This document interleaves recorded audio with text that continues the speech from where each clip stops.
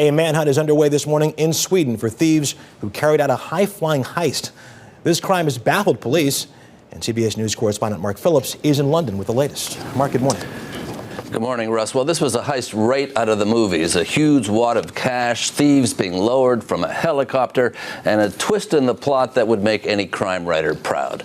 The place, Stockholm, Sweden. The time, just before dawn. 5 a.m., early on a dark Stockholm morning. Police rush in to set up a perimeter around a suspected robbery in progress. A helicopter hovers overhead. The target, a depot where a huge amount of cash, no one will say exactly how much, was being held, awaiting distribution to Stockholm's ATM machines. It looked like a commando operation. The helicopter had been stolen from a local airport. The thieves were lowered on ropes onto the roof of the building. The few eyewitnesses said they heard the robbers blast their way in. Fearing the thieves were heavily armed, the first wave of police was instructed to wait for a SWAT team to arrive. But the crooks were way ahead of them, hauling their take and themselves back onto the waiting helicopter and making good their escape. When police tried to get their own helicopter in the air to pursue the robbers, they were foiled when they discovered a package reportedly labeled bomb lying next to the aircraft they wanted to use. They decided not to risk it. The thieves' helicopter was found abandoned sometime later. The perpetrators had vanished, along with the money. They left no trail, just a lot of embarrassed police in their wake. A reward of 7 million Swedish kroner, that's about $1 million, has been offered, indicating just how big this heist was. And here we were thinking they didn't write them like this anymore. Russ? Mark Phillips in London, thank you very much.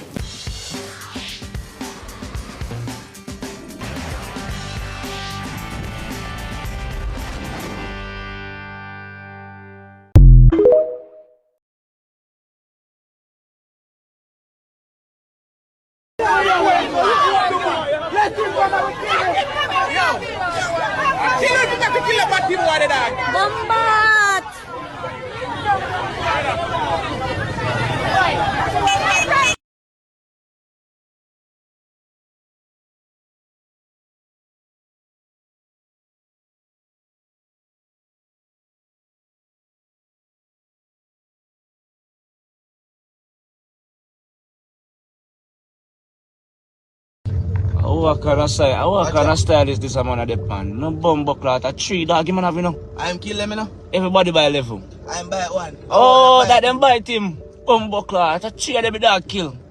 Hey, you buy level. Bumbo cloth, that's sign. Even bumbo cloth, boy, no?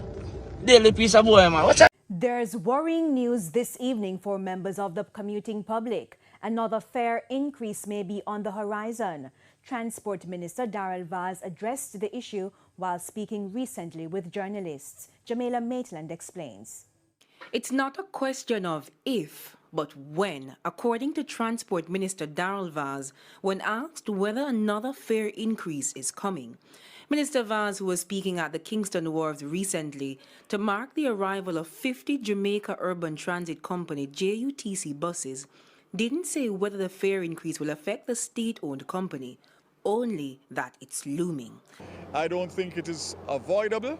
It is a matter of how much and when. But the bottom line is that what we want to get to is a structure where we know exactly what contributes to the need for bus fare increase. So there's a formula and a template, and it is reviewed at specific periods rather than ad hoc. The last increase was granted in 2021, but the sector only received 10% of the 25% requested. And even the minister knows that that increase wasn't enough. We know what inflation is doing. What we want to do is fair and just. But again, the traveling public and the government want to make sure that the service is improved in terms of the discipline, in terms of everything that goes with it, to make sure that we can lift the bar in terms of public transportation. But before any increase is granted, the Transport Minister says a few issues need to be addressed. These include identifying and creating bus terminals in the major town centers for public passenger vehicles. There have been complaints that the existing terminals lack maintenance.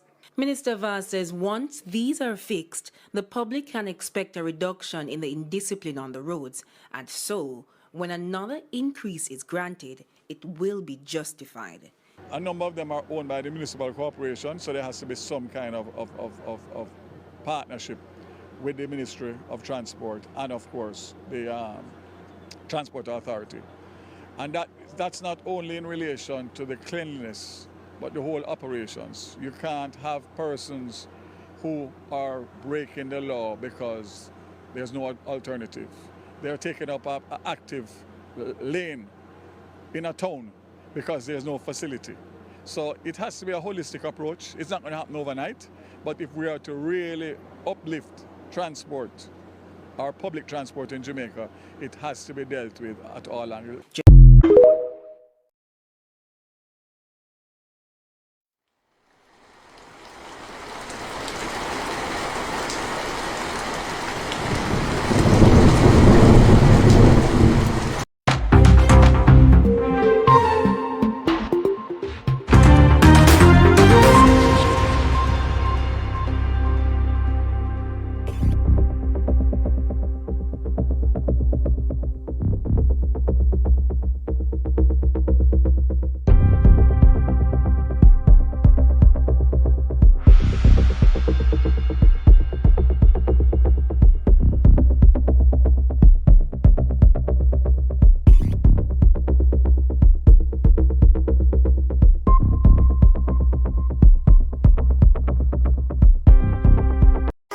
Drink till I'm drunk, smoke till I'm high, castle on the hill, wake up in the sky, you can't tell me I ain't fly.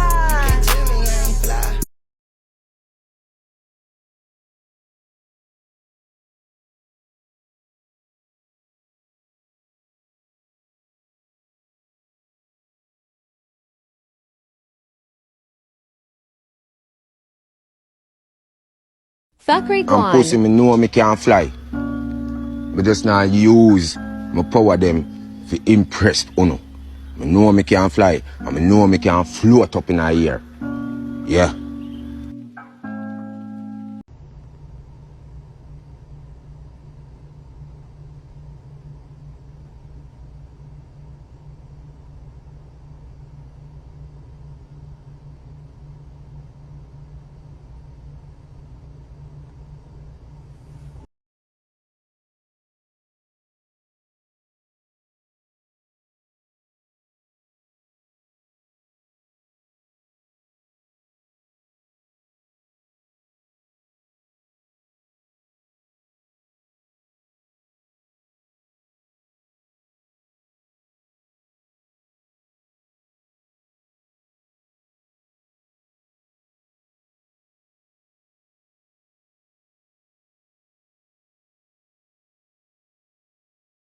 Anything sweet you? Go and sour your ass. Radam! Blood clot, naughty.